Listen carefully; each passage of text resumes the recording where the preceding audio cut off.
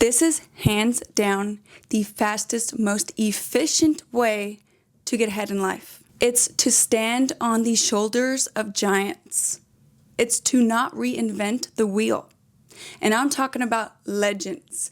Brian Tracy. The real starting point is to accept that if it's to be, it's up to me. Is that nobody's going to do it for me. Rohn. Up until now, you've attracted the things to you because of the person you've become. Now I said, well, how can I change all that? He said, very simple. If you will change, everything will change for you. Napoleon Hill, Neville Goddard. Let me call your attention to a great power which is under your control, said Mr. Carnegie.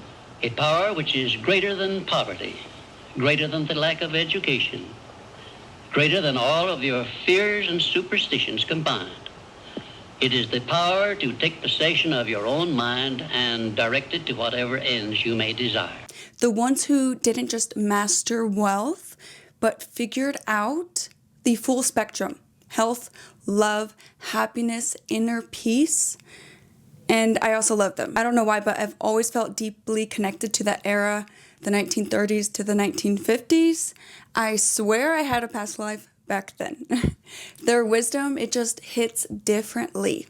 And the way that I'm stepping into my highest potential is just by literally copying them, and it's working. So I'm telling you, just copy their playbook and watch how you get ahead in life. So, for example, Brian Tracy said to tell yourself every morning, something wonderful is going to happen to me today. And every night, something wonderful is going to happen to me tomorrow. And it's not wishful thinking. It's programming your reticular activating system, the part of your brain that decides what to notice and focus on. It's like when you buy a new car and all of a sudden you start to see that exact model everywhere. Your mind starts seeking proof of what you believe, of what you tell it to focus on, of things that are wonderful. I did this literally yesterday, and I walk into the gym locker room and a woman begins to compliment me from head to toe. She asked me, who's your personal trainer? Who's your nutritionist? I need to hire them. And where do you get your makeup? What makeup is that? What lipstick? Your lashes? And then I tell her that I train myself. I just follow a whole food diet with a protein focus. And I just go to Sephora. And then she insists that I coach her one-on-one. And I tell her I'm not really taking one-on-one clients right now. And she's like, I will offer you a generous amount for a full mental, physical, and beauty transformation. And the second that this happened, I knew that this was something wonderful. Then there's Neville Goddard, who changed the way that I viewed visualization and saw results.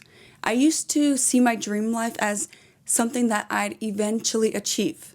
And I always felt dissatisfied in the moment and just kept looking to the future. But he taught me to live from the end, not of the end, to literally feel as if my dream reality was happening now through visualization and throughout my day. And that small shift changed everything. Now I imagine my dream life like it's already real. I live my life as if it's real.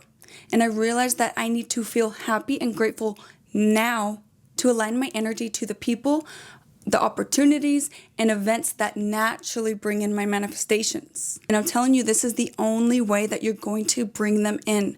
The only way that you're going to align with this reality. It has to feel natural. It has to feel as if you already have it. And then in that moment, that is when you're going to look around and realize, whoa, it really happened. Napoleon Hill said, what the mind can conceive and believe it can achieve. He emphasized having a definite chief aim and to focus on it multiple times a day. And you're not solely just thinking your dream into existence. It's about using your imagination and believing in your desires so deeply that it becomes part of your subconscious identity. You literally become a walking embodiment. And again, the second that happens is when your manifestation becomes a reality. And then there's Rohn, one of my personal favorites. He says to work harder on yourself than you do on your job. And that advice really pushed me to focus on self-development, habits outside of work, because I used to just pour all of my energy into my job, but now I just do my best when I'm there and then I drop it. The rest of my energy goes into me. I listen to hypnosis every single night. I read every single day. I meditate every single morning, and I do some form of exercise 6 times a week. And just try my best to show up even when I'm imperfect. And by doing these things, by working on myself, is when I've seen the most progress. Because think about it, has your life ever drastically improved by putting all of your energy into creating someone else's dreams? Or did it start to improve when you started to focus on yourself, when you started to focus on improving your skills, gaining intelligence, increasing your consciousness, getting into shape, and fueling your body so you could use it to the best of your ability? Or starting to meditate and just feeling connected with something outside of yourself that brings you that hope, that faith for a better future, that helps you begin to appreciate gratitude in the moment, and to start to find things in your environment that you already are grateful for that you used to just overlook. So did you see the most change at your job or when you started to focus on yourself? These are just a few examples of my personal favorites, but I urge you to pick one giant that inspires you, to study them, to devour their books, and apply their mindset, to live their philosophy. Eventually add on more, but for now start with one. And let their philosophy shape your foundation. And don't worry about trying to perfectly implement what they recommend, to perfectly embody their philosophy, because they're giants for a reason. They've used countless of repetition and years to build their legacy, and they're just sharing with you what it is that they've learned and what has worked best for them. But it's going to take work. You're going to have to use some repetition, and you're going to fall short at times.